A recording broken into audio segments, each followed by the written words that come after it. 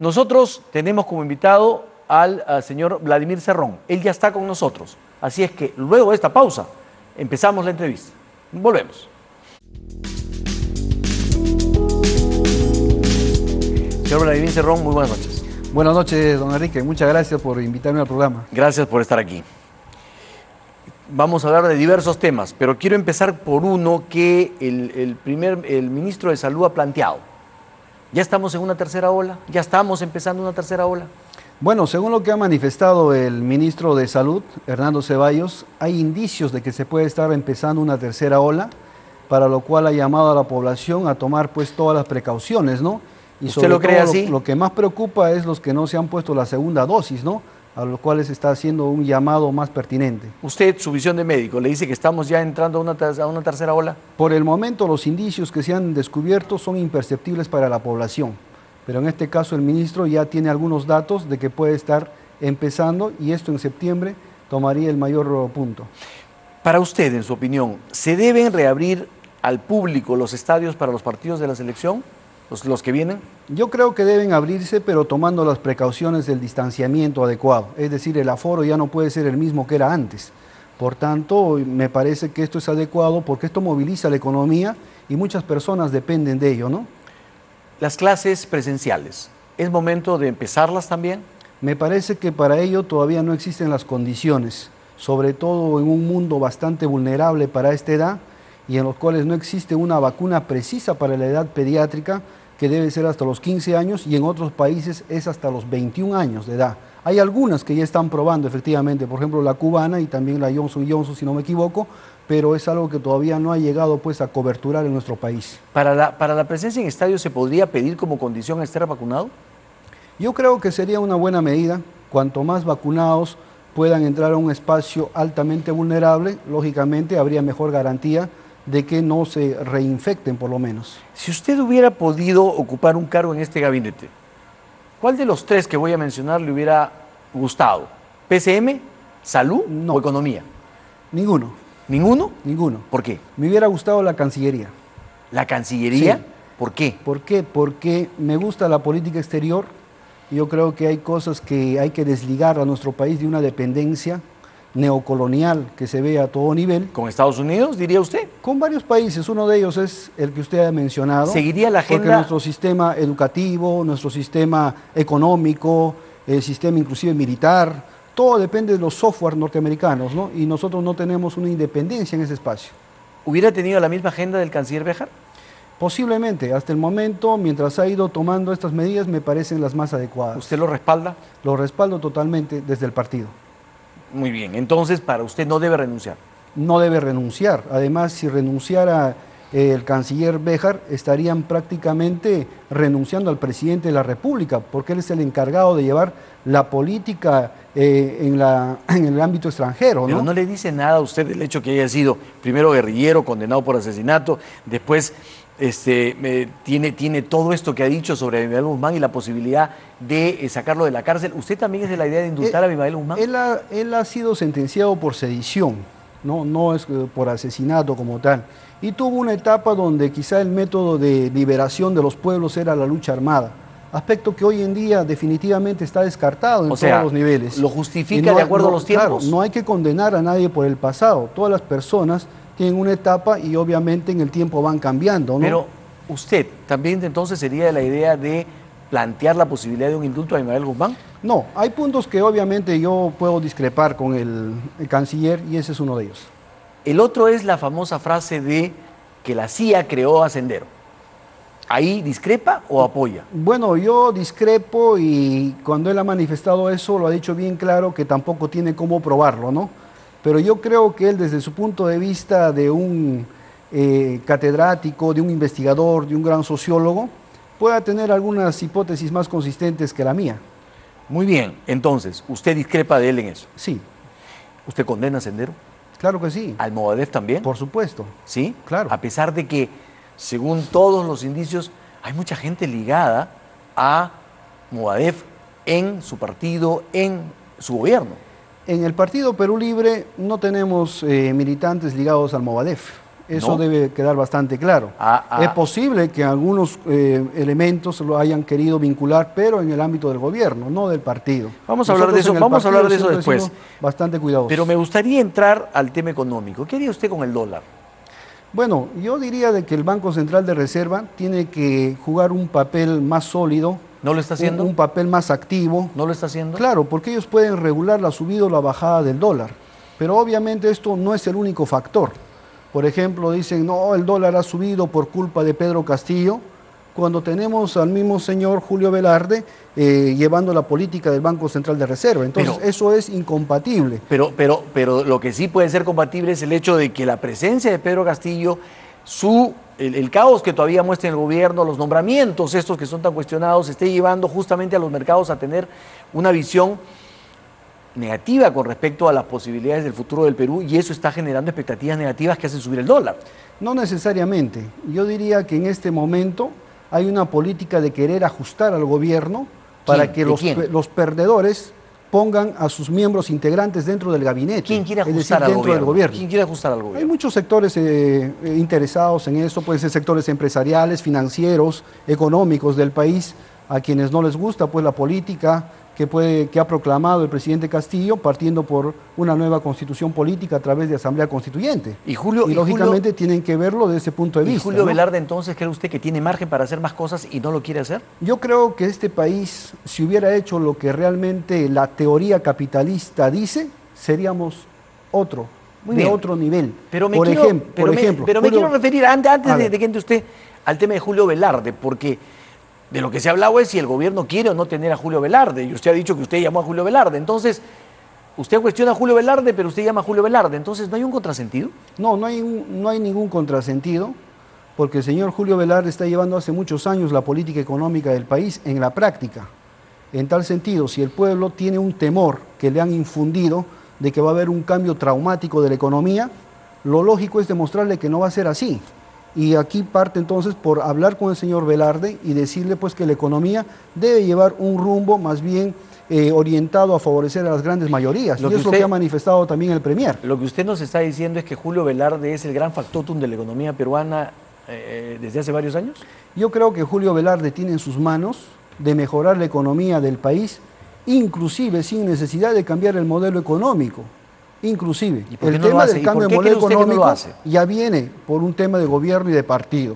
Pero yo creo que en este país donde evaden los impuestos, el país donde crean las elusiones tributarias, donde han amparado los contratos ley que son lesivos para el Estado, lógicamente ha generado pues un malestar en las mayorías, ¿no? ¿Qué haría con los precios de los productos de primera necesidad? Los precios deben mejorarse y eso parte por mejorar las inversiones en el país. Lógicamente, si las inversiones se van del país, esto genera pues una fuga de capitales y donde hay poco dólar en la calle, aumenta la demanda. Entonces, ¿usted es consciente que se están yendo las inversiones? Sí, pero lo están haciendo pues por otros factores, motivados por otros lados, ¿no?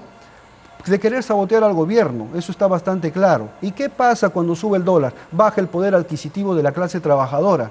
¿Y qué dice la clase trabajadora? Que el gobierno está actuando mal. Esta es una medida de disciplinar a la clase trabajadora para que otro día no vote por un gobierno de izquierda. O sea, ¿usted cree que los inversionistas privados están diciendo, no importa que yo me haga daño, no importa que yo no gane, pero me voy para complicarle la vida a Pedro Castillo? Justamente este es un trance solamente temporal, que ellos mismos van a reflexionar y no van a actuar tras la forma como el gobierno ejecuta sus políticas más adelante. ¿Qué van a hacer con las AFPs? Bueno, con las AFPs habría que preguntarle al presidente Castillo como tal. Nosotros lo que hemos llamado como partido es de que se tenga un sistema de pensiones mucho más justo, un sistema de pensiones que no te pague pues 300 soles mensual cuando has trabajado toda una vida para el Estado. ¿Una ¿no? AFP o para estatal otra o mantener las AFPs que tenemos actualmente? Mira, no me llama la atención si es estatal o sea privado. El asunto es que le den una buena rentabilidad al trabajador y no lo estén explotando. Y cuando haya pérdidas se puedan pues compartir entre el empresario y el trabajador. Y no solamente el trabajador pueda cargarse todo eso. ¿Y con los bancos? La misma forma, ¿no? No puede ser posible que tú ahorres tu dinero y te paguen un 1% al año y ellos te puedan cobrar por un préstamo, ¿cuánto? 20 o 30%. Yo creo que aquí hay que llegar a una conversación, o el Estado pudiera hacerlo, para generar también mayor credibilidad y confianza de la población hacia este sistema financiero. Aparte de Petroperú, que ha sido lo anunciado por el presidente, ¿en qué empresas debería haber una mayor participación empresarial del Estado?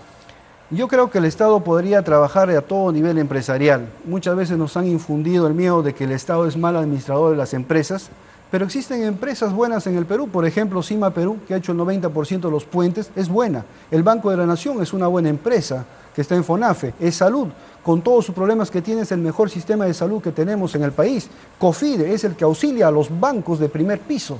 Entonces no podemos decir que son malas. Y las que eran mejores que estas, Enrique, las privatizaron y se las vendieron a sus testaferros a precios baratísimos.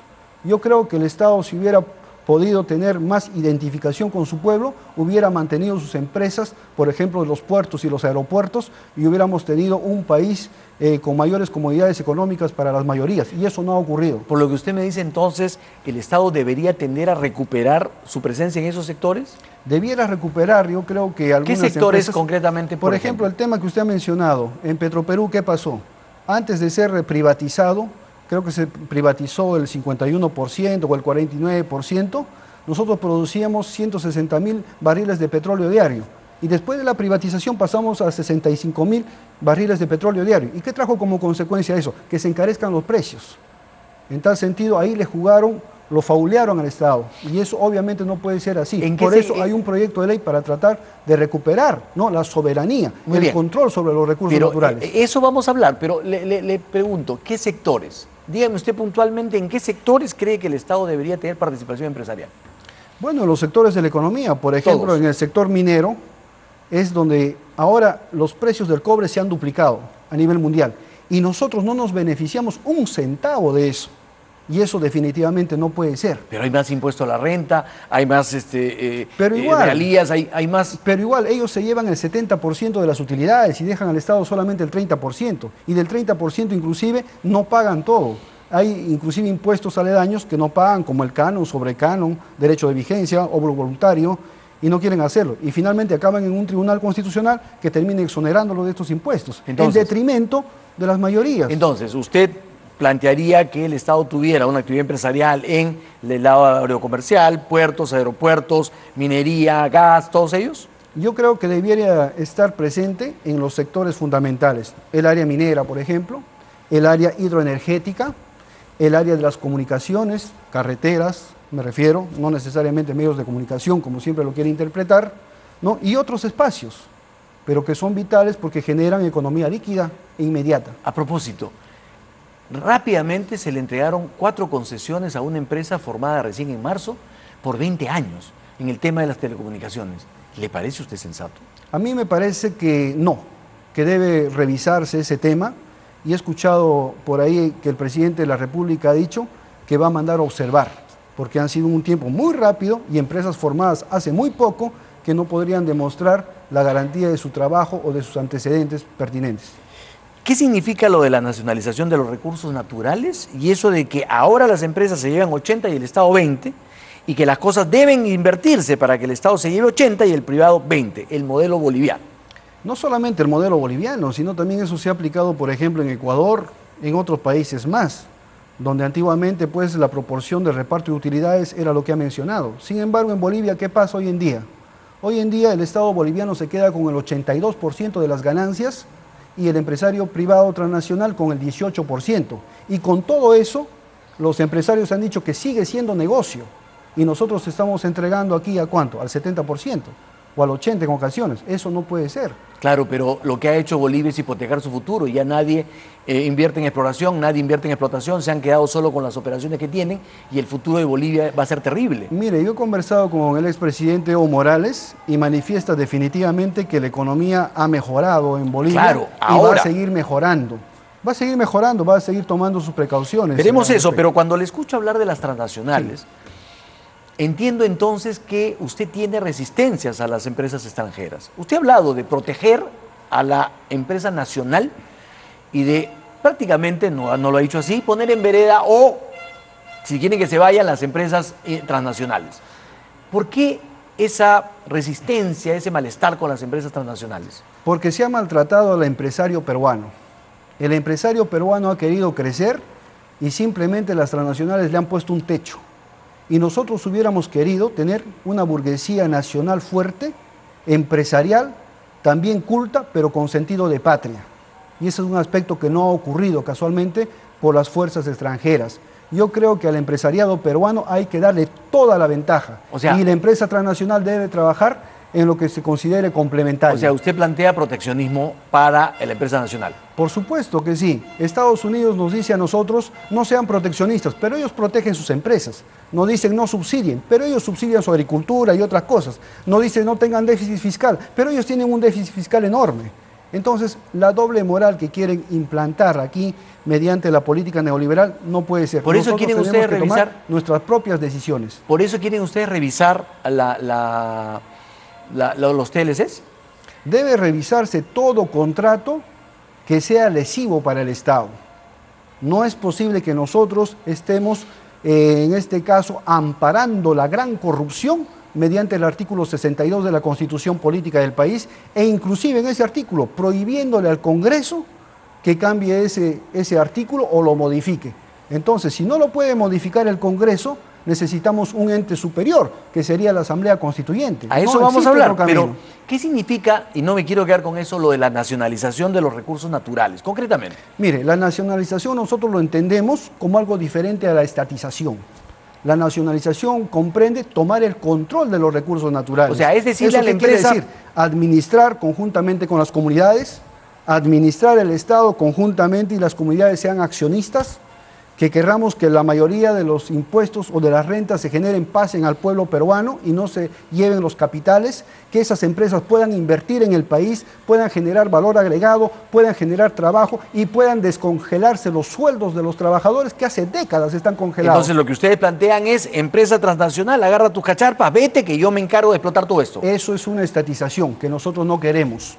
Nosotros lo que requerimos es tomar el control de nuestros recursos, volver a tomar el recurso, porque es decirle a la empresa, deja de explotar esos recursos que lo voy a explotar yo. Es que nosotros no podemos nacionalizar lo que es nuestro. Esos recursos, el gas de Camisea y todo, es propiedad del Estado peruano, y nos han querido meter a la psicología colectiva que ya es propiedad de otro, y dicen que les vamos a quitar mediante una nacionalización, y obviamente eso no es así. Entonces, ¿qué garantía habría para la inversión privada internacional? Todas las garantías transparentes. Siempre y cuando acepten sus condiciones. Tiene que aceptar las condiciones del Estado peruano. Del 80 para el Estado, 20 para el privado. Podría ser otro porcentaje, 70, pero no puede ser el 30% para el Estado. Y más aún cuando los recursos, hoy en día ha subido el cobre, ha subido el petróleo, ha subido de precio el gas, y el Perú no se beneficia en nada. O sea, el que no quiere aceptar esas condiciones se va. Y ahí está el dinero de la escuela que falta en el Perú rural. El que no acepte esas condiciones se va. El que no acepte esas condiciones se va. Si es que no acepta ningún cambio, debiera irse y venir otra empresa. O si no, el Estado asumir, en este caso, la explotación y también la exploración. ¿El MEF debe descentralizar sus oficinas regionales? Sí, debe descentralizar. ¿Y deben depender de los gobiernos regionales? Porque todos los ministerios se han descentralizado en los gobiernos regionales a manera de dirección. El Ministerio de Salud tiene la dirección de salud, el Ministerio de Turismo tiene la dirección de turismo, etcétera. Pero el único ministerio que no quiere descentralizarse en forma de dirección regional de economía y finanzas es el MEF. ¿Por qué? Y cuando nosotros vayamos a crear ese tipo de dirección, la región sabrá cuánto canon ingresa, cuánto es la regalía que debe pagar. Debe empezarse la descentralización fiscal y tributaria que realmente no existe en el país. ¿Le ha planteado eso usted a Pedro Franque? Yo le he planteado inclusive al ministro Castilla en su momento. Por el tema de que no hay descentralización fiscal y tributaria, los gobiernos regionales no pueden abrir una caja regional, como sí lo puede abrir, por ejemplo, los municipios, sus cajas municipales y rurales. Entonces, aquí se trata de amputarle estas facultades a los gobiernos regionales en la descentralización. ¿Qué modelo político y económico quiere usted para el Perú?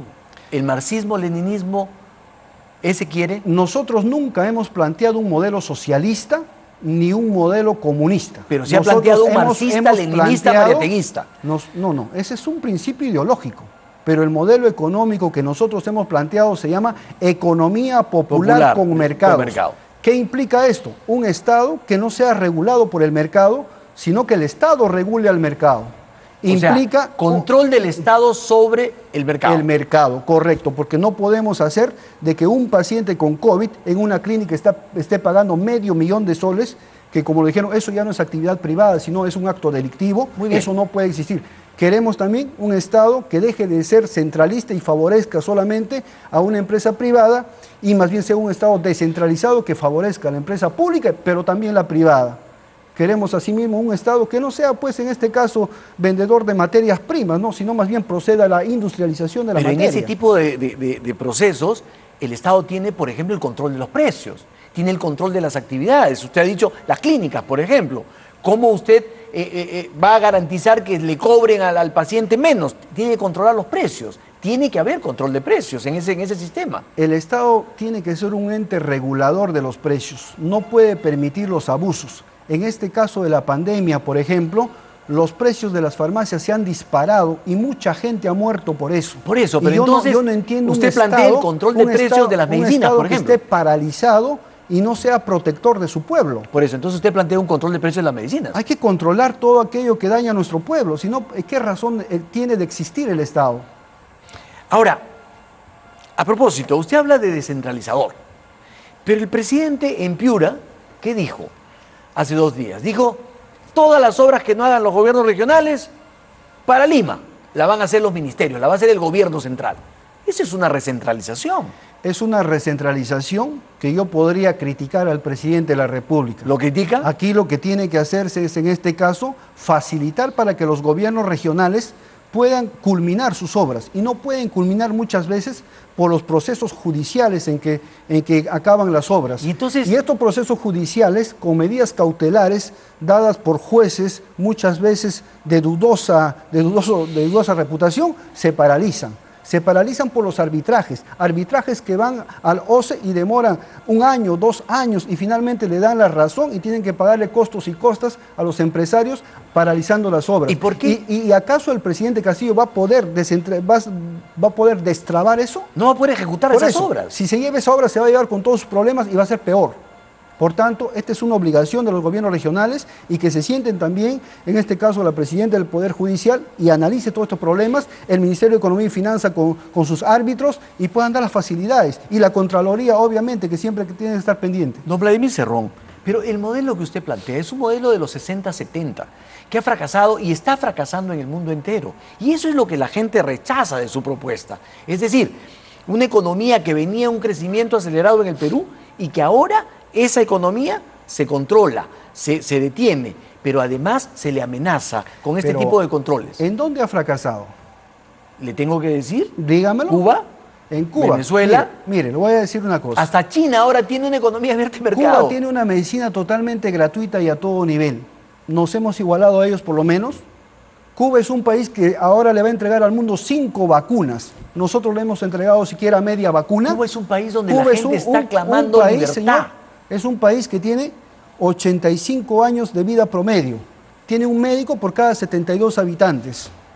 ¿Y usted ha visto el nivel de pobreza que hay en Cuba? Mire, no tiene analfabetos. Cuba tiene 2 mundos. Son campeones en todo. Cuba tiene 2 mundos, el mundo que atiende al turismo y el mundo del ciudadano real, del ciudadano de todos los días, el ciudadano pobre, que se tiene que contentar con centavos. Mire, si nosotros hacemos indicadores, quedamos por debajo de Cuba. Son puntos de vista, pero usted entonces aspiraría a un modelo cubano para el Perú. Yo no aspiro a ningún modelo extranjero. Imaginaba esa respuesta, pero sí ha mencionado. Nosotros planteamos, por ejemplo, que la Asamblea debe ser plurinacional. ¿Y por qué plurinacional?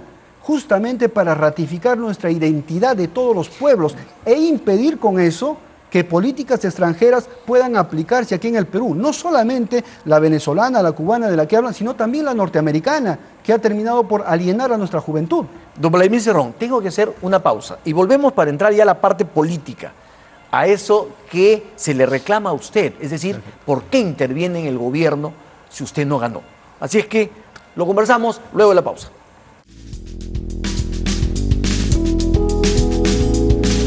Don Vladimir Cerrón, entramos ahora a la parte política. Son muchos los partidos, bancadas, congresistas, líderes políticos, analistas y académicos de todos los sectores que le piden a usted que se aparte del gobierno, que deje en paz a Pedro Castillo, que usted le está haciendo daño. Y lo que dicen es, primero es una mala influencia, después es usted una persona condenada por corrupción, investigada por muchos otros delitos también relacionados con terrorismo, en fin, corrupción, y quiere dirigir desde las sombras. Mire, yo no dirijo desde las sombras del país. El presidente Castillo tiene toda la autonomía y todo el derecho porque el pueblo lo ha elegido a él. Es que de eso duda la gente. No, pues no duda la gente, eso dudan mis enemigos. No, y le voy a explicar por qué. Y le voy a explicar Pero por qué, si usted me lo permite. Déjeme terminar, sí, por favor, a ver. Y usted puede ver la composición del Consejo de Ministros. ¿Sabe cuántos militantes de Perú? Usted lo ha dicho, dos más el primer ministro. Dos, ya. Entonces, somos minoritariamente en todo ese componente. Si yo controlara el gobierno, como dice, yo hubiera podido mínimamente la mitad de los ministros. Y eso definitivamente no existe. A ver, ¿no cree usted que usted mismo se ha encargado de alimentar todas esas ideas? Y le voy a decir por qué. Porque, primero, tiene usted un protagonismo muy fuerte. En segundo lugar, tiene una actuación en la que usted se permite anunciar, atacar y corregir inclusive al presidente de la República. Mire usted, fue usted el que anunció que fue con Pedro Castillo a ver al embajador de Rusia. Fue usted el que atacó a los socios políticos de Pedro Castillo hablando de la conspiración caviar y en un tuit les dijo que el presidente, el partido y la bancada iban a dar una sólida respuesta. Fue usted el que anunció que Roger Nájar era la propuesta del gobierno para el primer ministro. Fue usted el que quiso corregir a Pedro Franque sobre los nuevos funcionarios y le dijo Chicago voy. Fue usted el que anunció que el Perú se retiraría del Grupo de Lima. No fue el canciller, no fue el presidente. Fue usted el que dijo que el partido, o sea, usted corregiría al gobierno cuando éste se desvíe. Solo le estoy citando algunos ejemplos. Muchas de las cosas que ha mencionado, yo los he mencionado ya para dar una explicación después de que estaba en el aire. Por ejemplo, el caso de Roger Nájar lo lanzó un periodista. Lo lanzó un jefe de prensa de Perú Libre. Correcto, pero no Cerrón. Y a raíz de eso me preguntan y yo doy mi respuesta. No es que yo haya lanzado, que lo lance es el que lanza la primicia. Y así muchas de esas cosas que usted ha mencionado. Ahora le voy a explicar. Usted acaba de decir, por ejemplo, que usted es el que habló con Julio Velarde. O sea, yo lo elegí a Julio Velarde. No es que yo lo elegí. Yo hice el puente de comunicación porque no queríamos un cambio traumático de la economía peruana. Y después de eso se lo propuse al presidente. Y el presidente lo evaluó 3 días para después tomar una decisión, que es así como se toman las decisiones bastante serenas y con el tiempo necesario. ¿Julio Velarde se queda? Eso hay que preguntárselo al presidente Castillo. Yo estoy hablando de la reunión antes de que el presidente sea proclamado. Ahora bien, también quiero dejar bien claro esto. Muchos se han acostumbrado a llegar al gobierno y desquitarse del partido que los ha llevado al gobierno. Aquí ocurre ya otra cosa distinta. Aquí existe una cultura de partido también con el gobierno. Muchos invitan al presidente Castillo a que después se desligue del partido y así llaman a tener una institucionalidad partidaria a los demás. Esa es una doble moral que hacen nuestros adversarios políticos, obviamente. ¿Pero por qué? Y de muchos medios de comunicación, ¿no? ¿Pero por qué sus adversarios políticos? Y lo que yo creo es que usted ha atacado más a sus socios políticos. ¿Pero ¿Ve usted? qué? Por ejemplo, en el tweet habla de los caviares, atacó a los caviares porque dijo que había ¿por qué dijo que había una conspiración caviar? ¿Por qué atacan la unidad Castillo-Cerrón? Porque saben que es garantía de cumplimiento entre ambos de las promesas de campaña.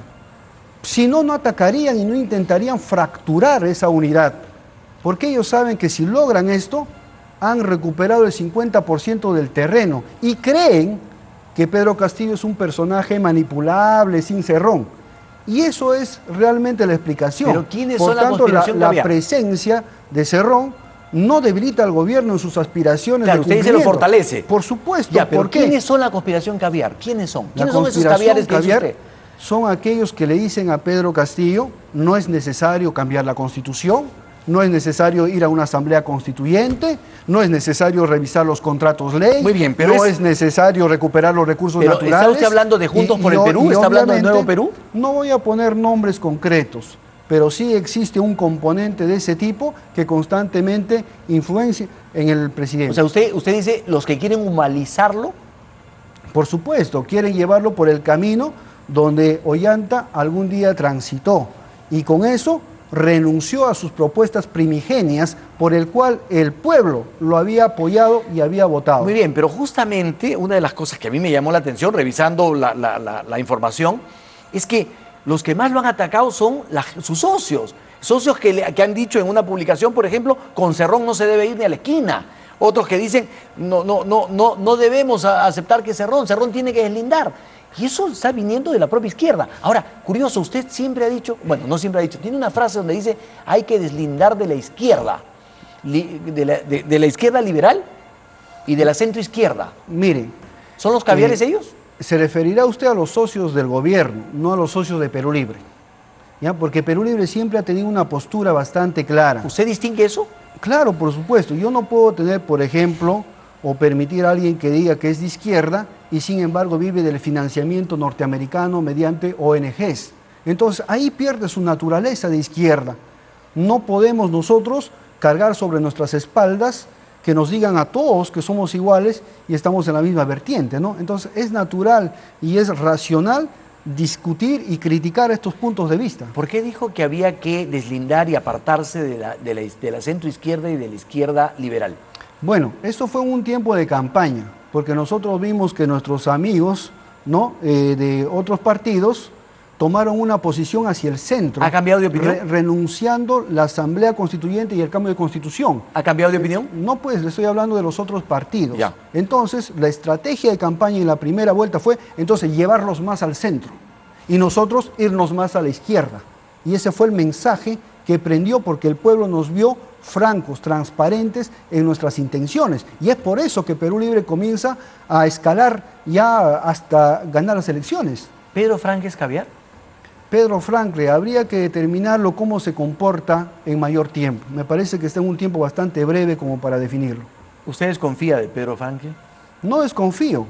¿Pero por qué le dice Chicago Boy? Yo quisiera ver cómo... ¿Por qué le dijo Chicago Boy? Le dije Chicago Boy porque él con frecuencia decía hay que traer técnicos de alta preparación y lo sentía como una especie de decir que aquí estaban los técnicos de baja preparación. ¿Eso es malo, decir que tiene que traer gente de alta preparación? No, simplemente el llamado era que los técnicos de alta preparación también están en el pueblo. Ah, ¿sintió usted que estaba menospreciando a los... Así es, correcto. Ya. Por eso fue mi mensaje. ¿Lo sigue pensando? Bueno, yo espero de que puedan competir los profesionales del pueblo y no se esté reciclando. Por ejemplo, yo estoy en contra de la nominación de Guerra García.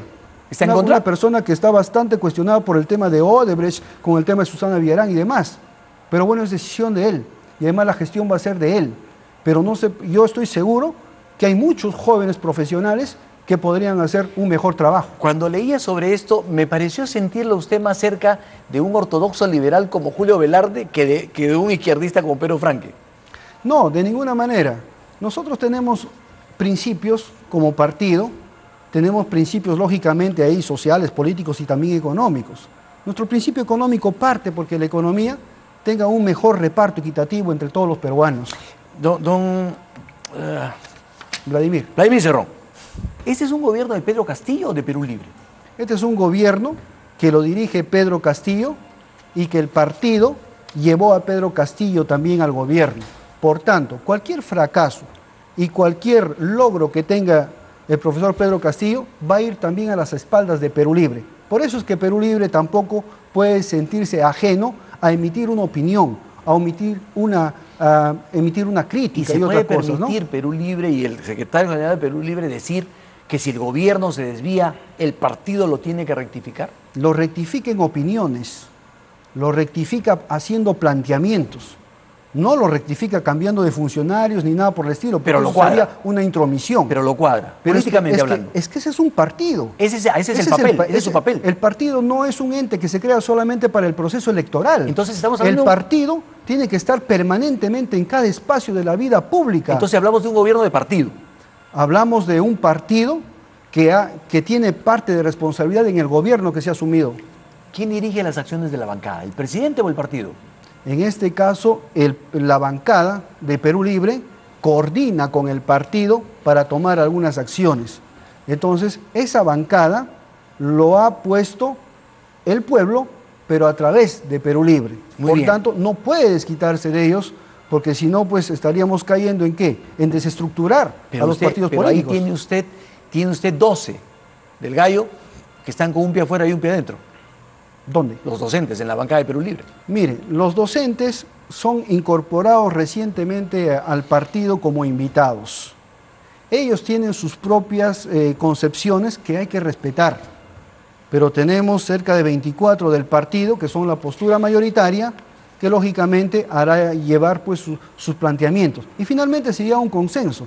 Nosotros evidentemente no lo vemos como una fracción ajena, sino que todos trabajamos. Ahora, el mayor componente de Perú Libre, antes de esta alianza, siempre han sido maestros. Es decir, el magisterio siempre ha estado en el corazón de Perú Libre. Muy bien. ¿El presidente de Pedro Castillo debe cumplir con todas sus promesas de la primera vuelta? Yo creo que sí. Sí. Y no solo eso. Por más radicales que sean. No solo eso, sino debe tener, quizá una vez cumplidas sus promesas, debe establecer nuevos objetivos. ¿Cuáles serían, por ejemplo? Una vez cumplidas sus promesas, para pensar en otras cosas, pero inicialmente tiene que hacer las que ha prometido, ¿no? Usted es partidario de la reelección presidencial permanente. Yo soy partidario de la reelección de todo tipo de autoridad. Permanente. ¿Por qué? 5 años, 10 años, 20 años. Reclaman que haya una clase política, que hagan carrera política, y le están cortando los periodos, interfiriendo para que no puedan postular. Y eso lo han hecho fundamentalmente para liquidar liderazgos nuevos, no lo han hecho por otra cosa. Y si el pueblo reelige, simplemente es una manifestación de su voluntad popular que hay que respetar. Entonces, ¿podrían reelegir a Pedro Castillo? Yo no estoy hablando de eso. Y además eso no lo permite la Constitución actualmente. Ahora. Pero ustedes la quieren cambiar. No la queremos cambiar en absoluto. ¿La Constitución la quieren reemplazar? No, la Constitución va a entrar a debate en la Asamblea Constituyente. Muy bien. Ahora, usted dice debe cumplir todas las promesas, incluido el indulto a Antauro Humala. Yo creo que si lo ha prometido el presidente Pedro Castillo, debe cumplirlo. ¿Cree usted, perdóneme, deben renunciar algunos ministros antes de ir al Congreso a pedir el voto de confianza? Mire, ¿Deben quitarle peso a la mochila del presidente con ese tema? Esa evaluación seguramente lo está haciendo el presidente de la República. ¿Pero qué piensa el partido? ¿Qué piensa Vladimir Cerrón? El partido piensa que es un tiempo muy corto como para decir si un ministro ha cometido un error o no. Son 13, 14 días que están recién en el cargo. Yo creo que sería irresponsable de mi parte poner una nota de calificación ahora. Pero estamos hablando de antecedentes. El ministro de Trabajo, por ejemplo, y su cercanía con el Modadef, esta autorización que dio de un día para otro al FENATE para inscribirse rápidamente y desplazar al SUTEP. Pero el ministro de Defensa, seguramente tendrá una explicación que de todavía Defensa, él no lo ha manifestado. El ministro de Defensa y sus antecedentes. ¿Qué antecedentes? Los antecedentes que tiene de haber sido dado de baja en la policía. No fue dado de baja. Él pidió su retiro y lo demostró en un documento. O sea, para todo usted... Todo eso es una conspiración, obviamente, para todos los ministros. O sea, ¿usted cree que hay una conspiración para tumbarse a los ministros? Que nos quieren poner un ministro de Defensa a su medida, ellos. Y eso no puede ser. Debe ser el presidente de la República el que nombre y designe sus ministros. Entonces, con para toda usted la no debe renunciar caso. ninguno y deben ir así. Nosotros, por ejemplo, no somos partidarios de que el Congreso de la República se tenga que cerrar, porque así sea mayoritariamente de derecha, es lo que ha elegido el pueblo. Don y Vladimir es el mismo respeto que le pedimos por el Ejecutivo y también por su Consejo de Ministros. En el mes de mayo usted ha dicho a una entrevista a Vez Cable que el cierre del Congreso es una de las 3 opciones para la Asamblea Constituyente. O sea, usted lo contempla. Era una posibilidad en los casos extremos, pero usted lo contempla, como ha ocurrido en el país. Pero ojo, que se cierre, que se censure a 2 gabinetes, no quiere decir que se cierre el Congreso, porque esa es una posibilidad discrecional que puede tomar el presidente. O sea, ¿usted estaría en contra de que se cierre el Congreso? Por supuesto. Y los ejemplos que nos han dado después de cerrar 2 congresos han sido fatales. Por tanto, yo creo que el presidente de la República no va a ir por ese camino. Entonces, usted está en contra de lo que dice el congresista Bermejo. 2 negaciones de confianza, chao Congreso. Él ha hablado de una posibilidad que lo contempla la Constitución Política del Perú. Por eso, pero... No ha hablado un tema de su raciocinio personal. Perfecto, pero usted mismo lo ha dicho, es una decisión política. Yo le pregunto entonces a Vladimir Cerrón, secretario general de Perú Libre, ¿usted lo contempla como una posibilidad política? En un caso muy extremo, sí, seguramente el presidente tendría que pensar. Pero por también. El momento, o lo más ordinario, es que no lo haga. Las críticas al primer ministro han llegado de todos los sectores y han llegado de Perú Libre. La congresista Betsy Chávez dijo, a mí particularmente no me gusta Bellido. Y de todos los sectores le han llovido críticas. ¿A usted le parece bien que vaya a pedir la cuestión de confianza un primer ministro investigado por apología del terrorismo, investigado por terrorismo, investigado por lavado de activos? ¿Le parece bien? Yo le puedo decir... ¿Podemos normalizar eso en el Perú? Es que yo le puedo decir que Guido Bellido no es ningún terrorista.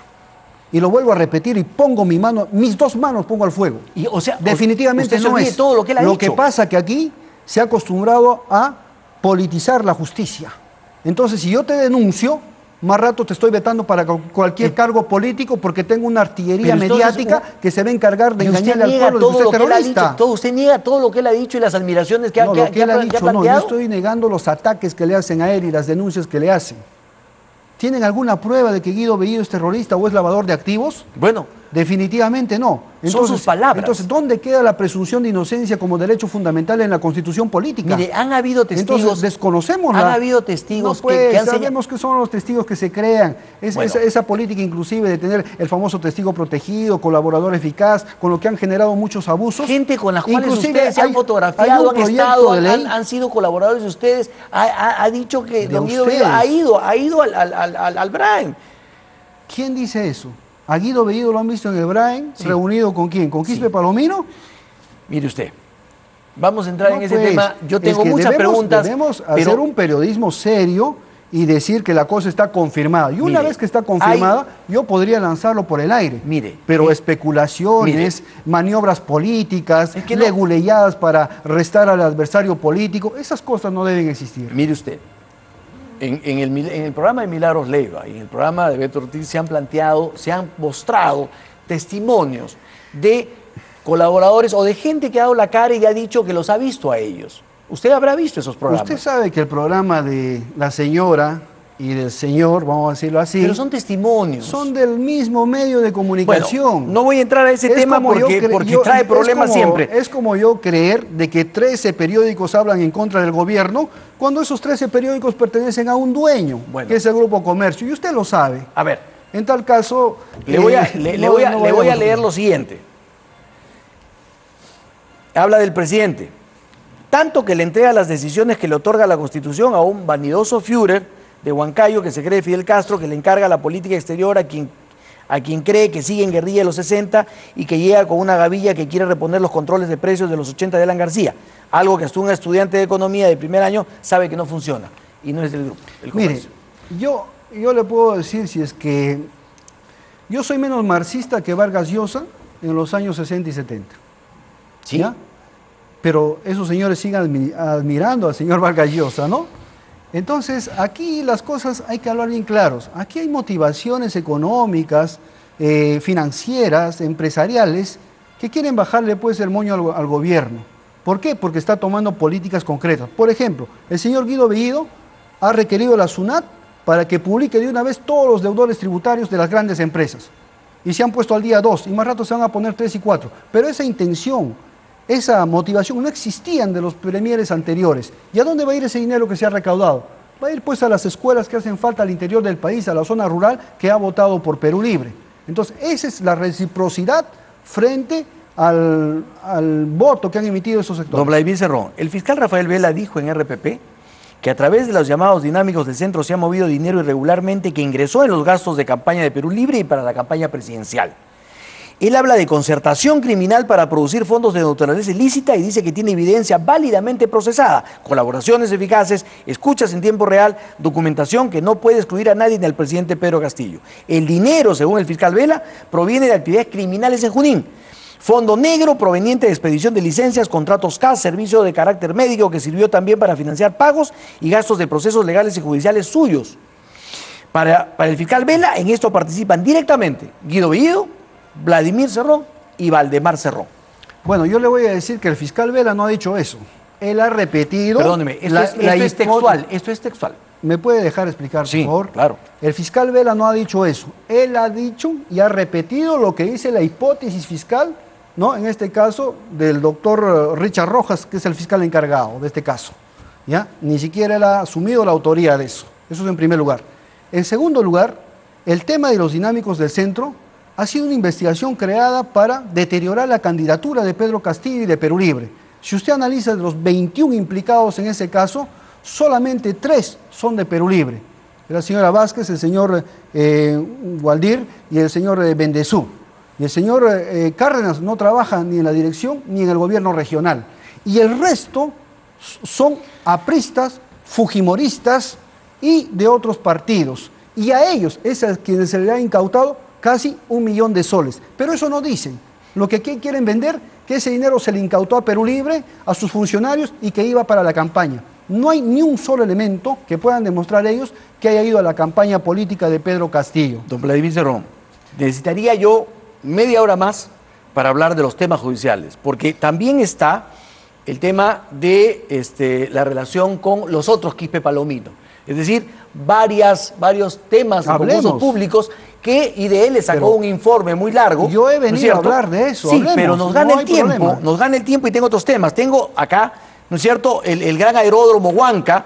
Correcto. La carretera Chupuro-Huasicancha, los colegios y postas, ¿no? Miguel Quispe Palomino, y todo esto que tiene relación con estas personas y que fue entre su gestión entre el 2011 y 2014. No hay problema. Pero hay otro tema que es muy actual, y es, qué casualidad que cuando se dice que los van a investigar a ustedes por terrorismo, se da un operativo en la DINCOTE. ¿No le parece a usted muy casual? No, a mí me parece... Interviene la DINCOTE justo cuando se anuncia que van a investigar a un primer ministro, un secretario general de un partido y un congresista. Bueno, la policía ha sido bastante claro, ¿no? Que han hecho una intervención que estaba seguramente programada y lo han hecho a 5 unidades de la policía, no solamente la DINCOTE. Y también ha aclarado bastante de que no han intervenido en ningún expediente, ninguna investigación en proceso, sino es un tema de intervención administrativa. Y además de esto, tendría que dar pues parte, en este caso, el ministro del Interior, no el partido. El partido definitivamente no tiene mayor información que la fuente abierta. Don Vladimir Cerrón, tengo que hacer una pausa. Y regresamos porque le tengo que preguntar sobre la Asamblea Constituyente y su contradicción con el presidente. Volvemos. Perfecto.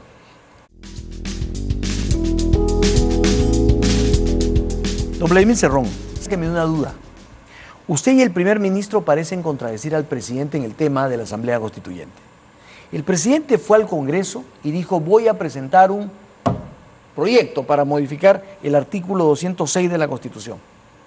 Pero el primer ministro el domingo pasado, y usted en otras entrevistas, ha dicho que no van a pasar por el aro del 206 porque eso es lo que quiere la derecha y eso es lo que quieren sus enemigos. Y que ustedes van a pasar por el 31, el artículo 31 y el artículo 32 de la Constitución. ¿Discrepan con el presidente o es una estrategia para atarantar al Congreso? Mire, yo le puedo responder por lo que dice el partido.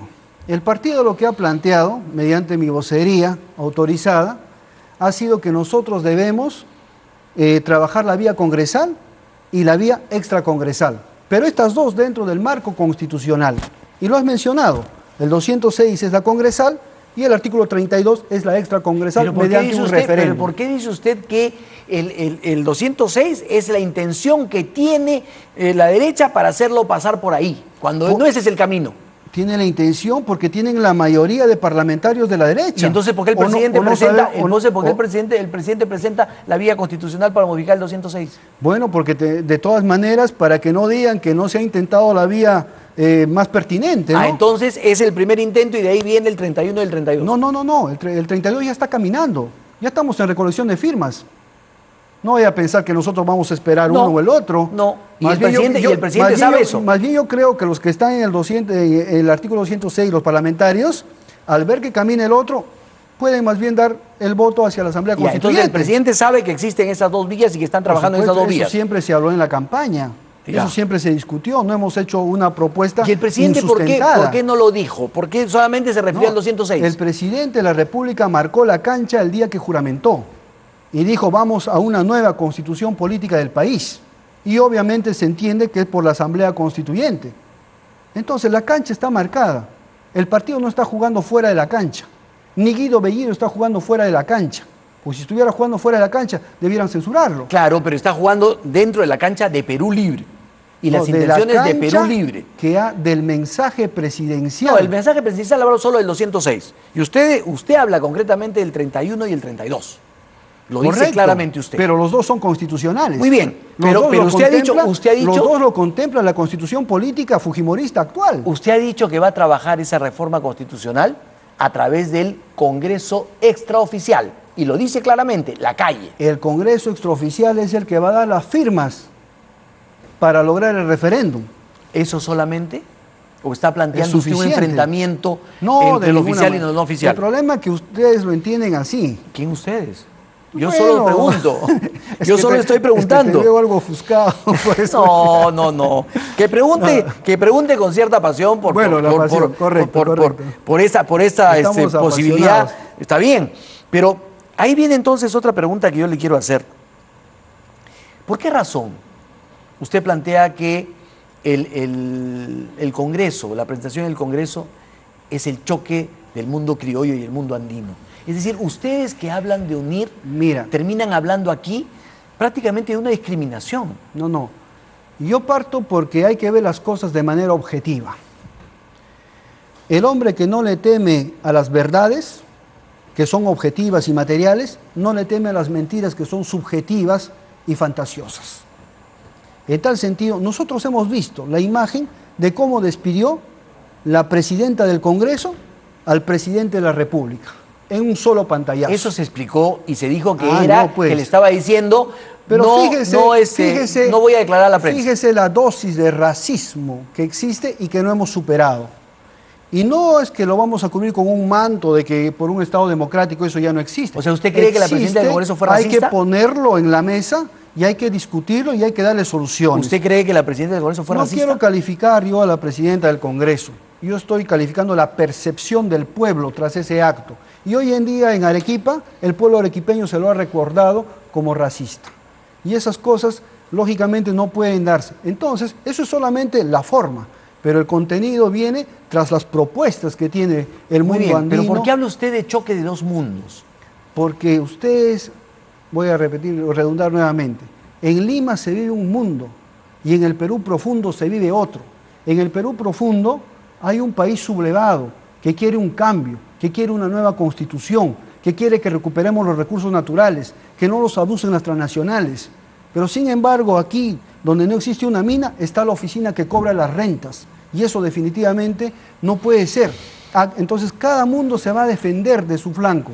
Entonces yo considero que la presentación del Premier en el Parlamento va a plantear lo que plantea, pues, lo que quiere el Perú profundo. Y lógicamente ahí vamos a ver la mayoría parlamentaria derechista defendiendo también sus posiciones. ¿O no? ¿Cómo va a hacer usted para tratar de conseguir esa mayoría que necesita para que le aprueben sus proyectos de ley, por ejemplo, cuando justamente tiene usted 82 votos en contra?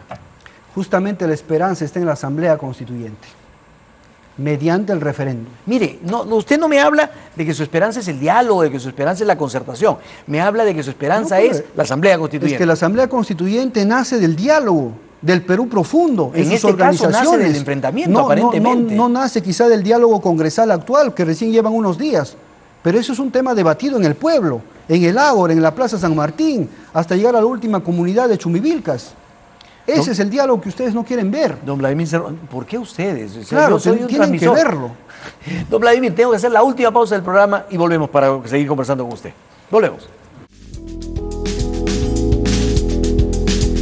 Señor Cerrón, si el pueblo rechaza la iniciativa, perdón, si el Congreso toma la decisión de rechazar el proyecto del Ejecutivo,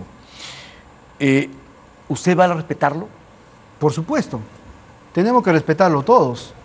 Estamos viviendo en una democracia. Pero se va por la puerta falsa. Porque además el pueblo ha elegido este Congreso y hay que defenderlo, porque es la expresión de la voluntad popular. Ahora, irse por el artículo 32 no es irse por la puerta falsa.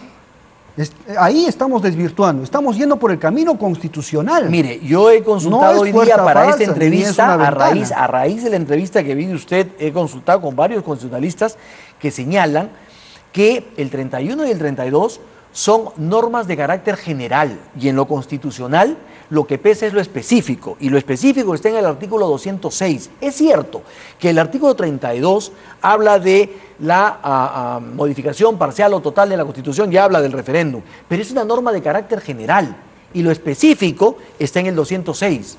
Ya, ellos más bien se quieren ir por la puerta falsa interpretándolo así, porque aquí lo único que no se puede someter a referéndum son los tratados internacionales, el pago de los tributos y los derechos fundamentales. Todo el resto se puede someter a referéndum.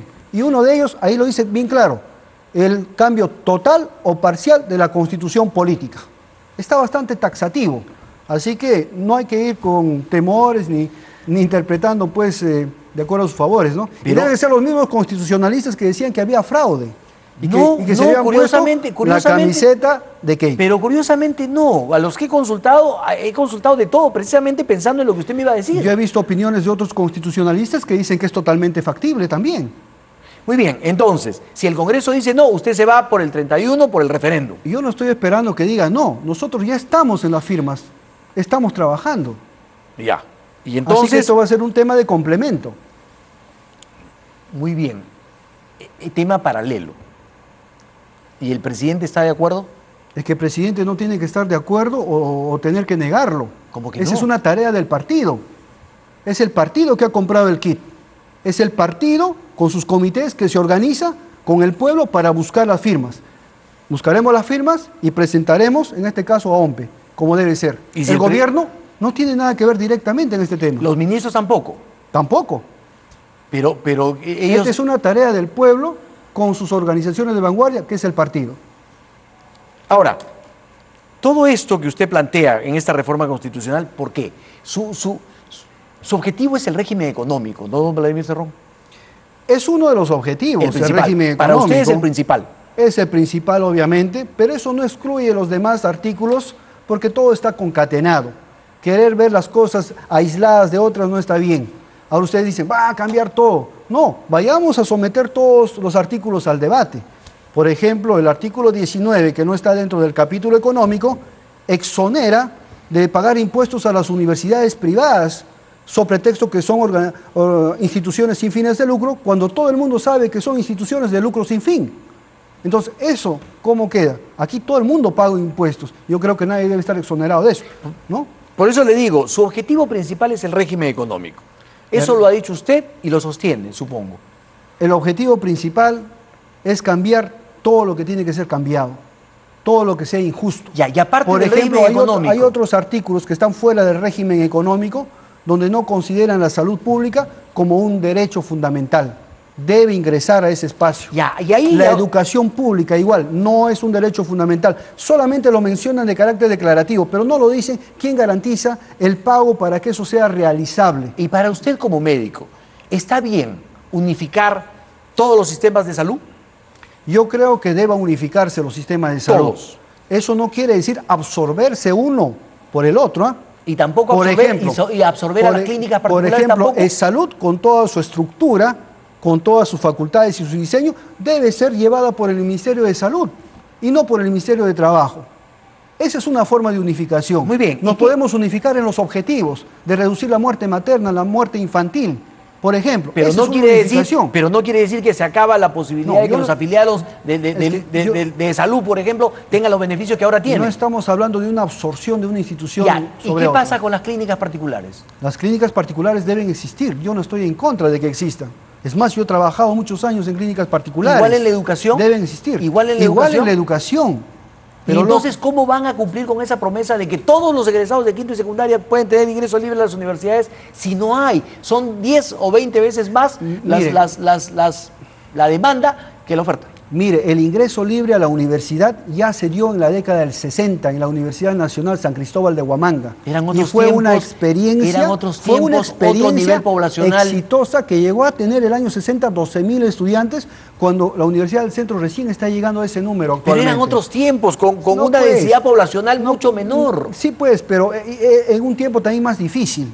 No, en un Perú más precario. ¿De dónde van a sacar universidades para tanta gente, para tanto joven que se va a ver frustrado? No, yo creo que el Perú, si es que tiene la intención de hacerlo, lo podría hacer.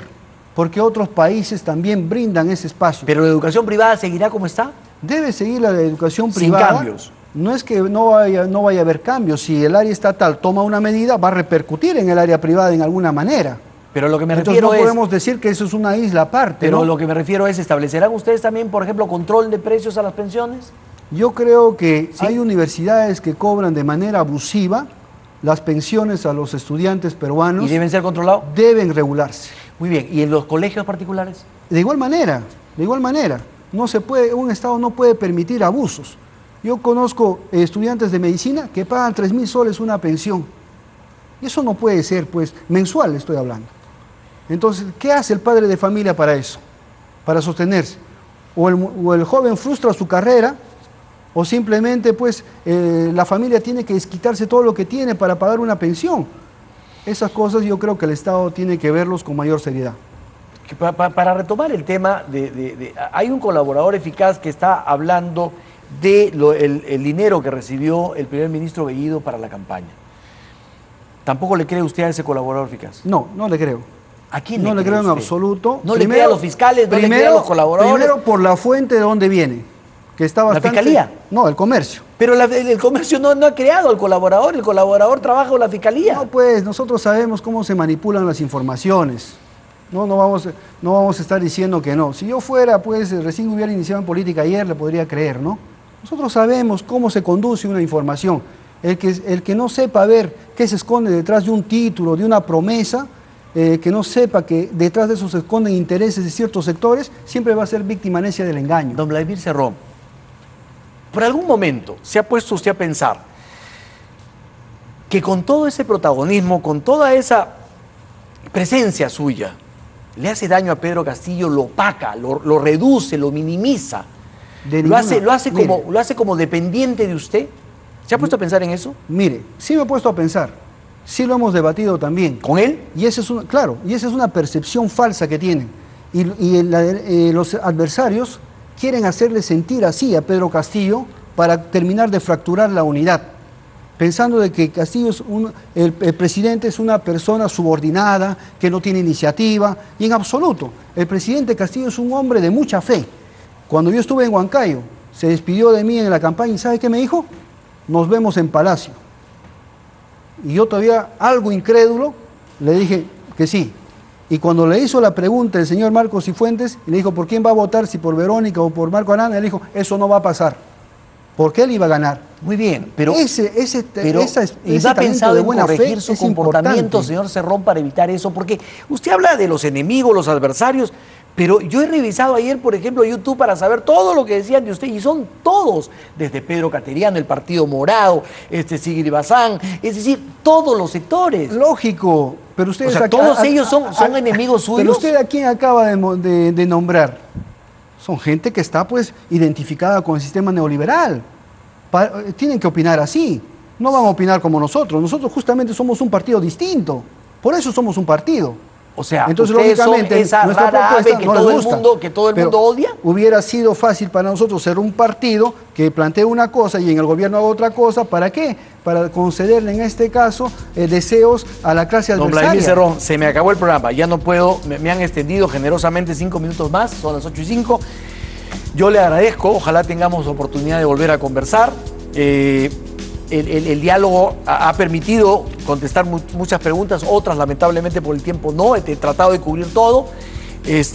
Y esta posibilidad de hacer un trabajo y una pregunta y respuesta bastante rápido nos ha permitido conocerlo a usted en esta primera entrevista. Muchas gracias por Muchas gracias, Enrique, y no me vas a dar un tiempo para despedirme también. Depende en qué lo haga. No, simplemente puedes hacer un llamado, en este caso, a los hombres y mujeres del Perú profundo que han apostado por este gobierno, y no solamente a los que están en el interior del país, sino también a los que están aquí en los conos de Lima, pasando condiciones más difíciles que los del interior y los que están en el extranjero. Y yo creo que organizándonos debemos hablar sin temores todos nuestros planteamientos y nuestros deseos de hacer un mejor país. Y desde acá les digo con mucho cariño algo que lo digo del corazón: Maitruca y Trupis, Huancahualas Nica. ¿Qué significa? Eso significa aquí y allá, Huancaíno soy. Muy bien. Muchas gracias por su presencia.